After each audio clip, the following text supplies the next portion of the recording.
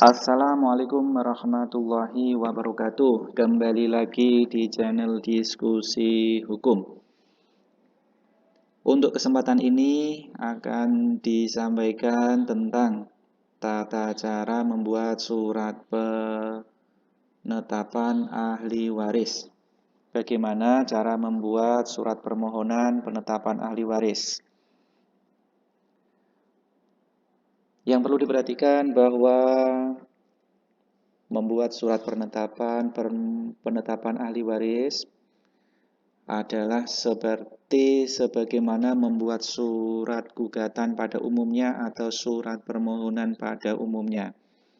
Yaitu yang pertama adalah mencantumkan identitas para pihak, yang kedua posita, dan yang ketiga adalah petitum.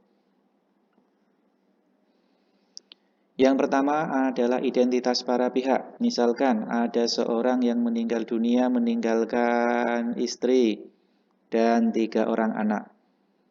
Maka seorang yang meninggal dunia tadi meninggalkan istri, 3 orang anak, maka identitas mereka berempat dicantumkan sebagai pemohon. Ini misalkan dapat diamati. Yang pertama, misalkan siapa Fatimah binti Ahmad. Misalkan Fatimah binti Ahmad sebagai pemohon 1, tentunya umurnya atau tempat tanggal lahir, kemudian agama, pekerjaan, dan alamat lengkap. Misalkan Kelurahan A, Kecamatan B, Kota Semarang, misalkan sebagai pemohon 1. Kemudian anak yang pertama tulis lengkap identitasnya seperti yang pemohon 1. Kemudian anak kedua sama identitasnya lengkap. Kemudian pemohon 3. Dan anak yang terakhir identitas, umur, agama, pekerjaan, tempat tanggal lahir sebagai pemohon 4. Kemudian selanjutnya para pemohon tadi pemohon 1, pemohon 2, pemohon 3, pemohon 4 disebut sebagai para pemohon. Jadi para pemohon itu adalah sebutan untuk pemohon 1, pemohon 2, pemohon 3, dan pemohon 4. Baik, jadi identitas sudah disebutkan secara lengkap. Selanjutnya langkah berikutnya adalah mencantumkan posita.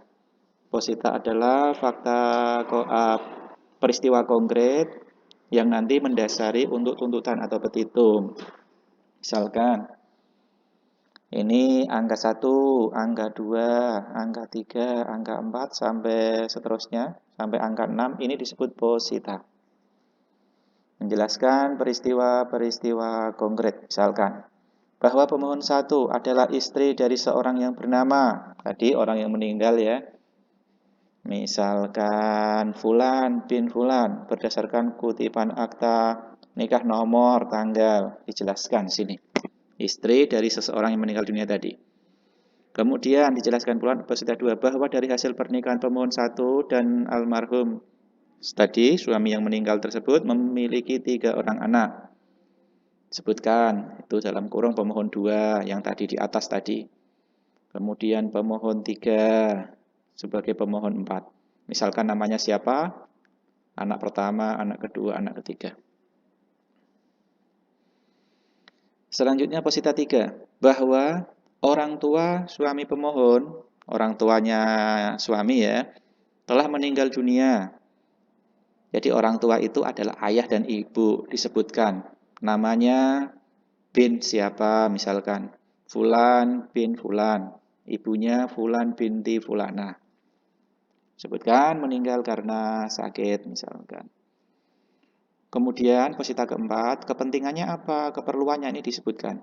Bahwa oleh karena para pemohon adalah ahli waris dari almarhum tadi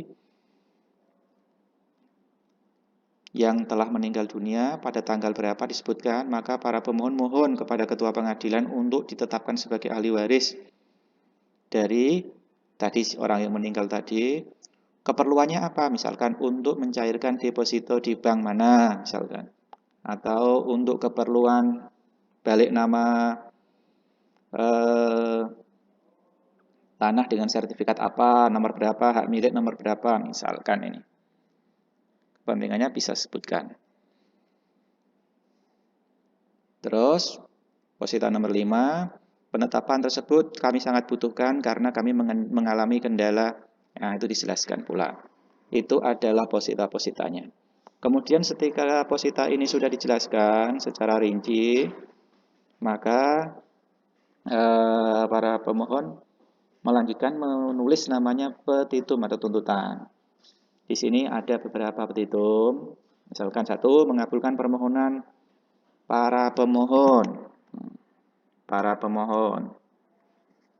Kemudian menetapkan para pemohon, namanya disebut tadi ya, ada 4 orang. 1, boleh format seperti ini, boleh dikasih A, B, C, D, boleh. Misalkan nama-nama tersebut sebagai ahli waris dari orang yang meninggal dunia tadi ya. Siapa tadi namanya yang telah meninggal dunia pada tanggal berapa. Kemudian yang ketiga menetapkan biaya menurut hukum. Petitum subsidiar, ini tuntutan subsidiarnya. Ini sebagai contoh ya, apabila Pengadilan Agama Semarang berpendapat lain, mohon putusan penetapan ya. Mohon penetapan yang seadil-adilnya. Ex aequo et bono.